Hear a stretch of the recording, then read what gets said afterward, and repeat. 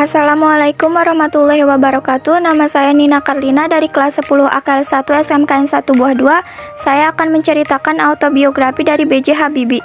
Profesor Dr. of Honor Kausa Engineer Dr. of Scanning Multimedia Baharudin Yusuf Habibie atau lebih dikenal sebagai B.J. Habibie merupakan pria yang lahir di Parepare, Sulawesi Selatan 25 Juni 1936.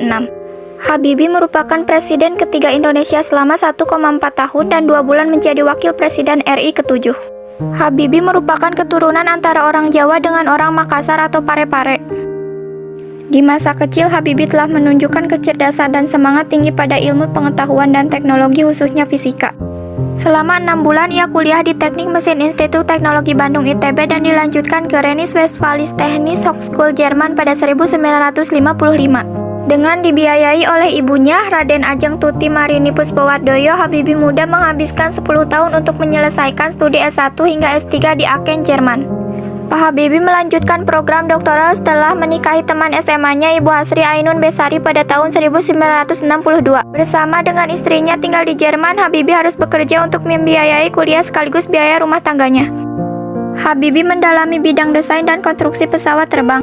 Tahun 1965, Habibie menyelesaikan studi S3-nya dan mendapatkan gelar dokter ingenier dengan indeks prestasi summa cum laude.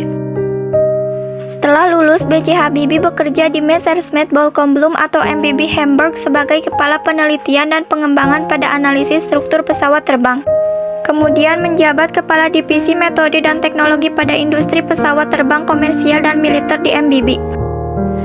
Atas kinerja dan kebriliannya, 4 tahun kemudian ia dipercaya sebagai Vice President sekaligus Direktur Teknologi di MBB periode 1973 sampai 1978, serta menjadi penasihat senior bidang teknologi untuk Dewan Direktur MBB.